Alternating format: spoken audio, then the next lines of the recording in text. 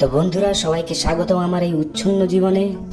আবার একটা নতুন ছোট্ট ব্লগ নিয়ে তোমাদের সামনে হাজির আমি তিলক, আর আমার সামনে যে গাড়ি চালাচ্ছে সে আমার ভাই গৌরব, আর আমার পেছনে বসে আছে আমার বউ। এখন আমরা শালিনীর বাড়ি থেকে, শালিনী মানে আমার বউ, ওর বাড়ি থেকে সোজা যাচ্ছি মদনপুরের রাস্তায়। সগুনাতে একটা শর্টকাট আছে মাঠের মাঝখান দিয়ে সরু, রাস্তাটা খুব সুন্দর, সেখান দিয়েই যাচ্ছি। কি দারুণ দৃশ্য, তাই না? শীতের বিকেল, সবুজ শূন্য মাঠ, বাদিকে সোনালি বিকেল ঘনাচ্ছে সন্ধ্যার দিকে। বাপরে, খানিকক্ষণের জন্য কবি হয়ে গেছিলাম তো। কি রে, কি দিচ্ছি গুরু। তো যাই হোক, চলো বাকি পথ যাওয়া যাক। বাহ, ঘোড়ার গাড়িটা সুন্দর সাজিয়েছিল তো, দারুণ তো। জানি না, এই আলাইপুরতে যতবারই আসি ততবারই আমার খুব ভালো লাগে এই রাস্তাটা। স্পেসিফিক এই রাস্তাটা দারুণ লাগে, কেন জানি না, এই বিশেষ করে টার্নিং পয়েন্টটা।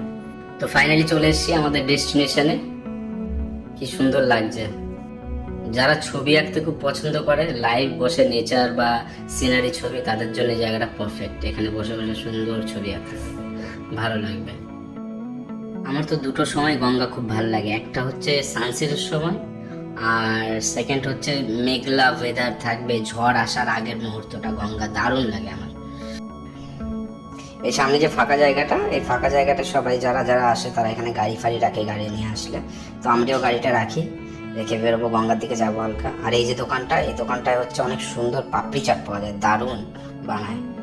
চলো তোমাদের সামনেটা দেখাই। এই সামনেটা ওই যে দেখতে পাচ্ছ দূরে, ওইটা আগে চর মতন ছিল, ওখানে সবাই আমরা স্নান টান করতাম আগে যখন আসতাম।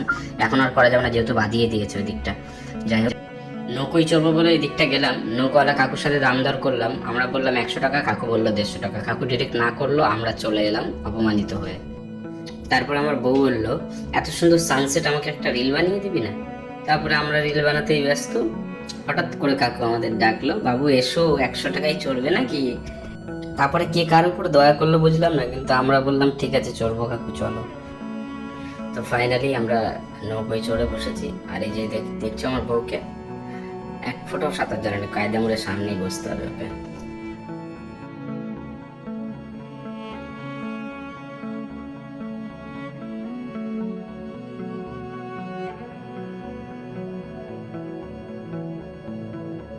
এই দেখো বাদরের মুখ।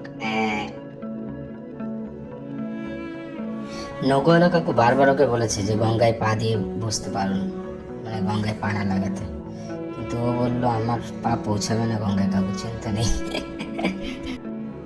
তো ফাইনালি আমাদের কমপ্লিট হয়ে গেছে নৌকো চড়া, এবার কুলে ফেরার পালা। কি রে ভাই, কথায় কথায় ছন্দ বেড়ে যাচ্ছে কেন আমার? যেই না মুখ, তার আবার ভাব দেখো। তো আমরা সবাই কুলে এসে বসে তারপরে আইসক্রিম খেতে খেতে দেখছিলাম। ভাবছিলাম যে এদের তো অন্ধকার হওয়ার আগে বাড়ি ফিরতে হয়, নাহলে এদের কাছে না আছে টর্চ লাইট, না আছে গুগল ম্যাপ। কি হবে যদি অন্ধকারের আগে বাড়ি না ফিরতে পারে? অনেক ভাট বকে ফেলেছি ভাই, এবার টাটা, এবার বাড়ি ফেরার পালা।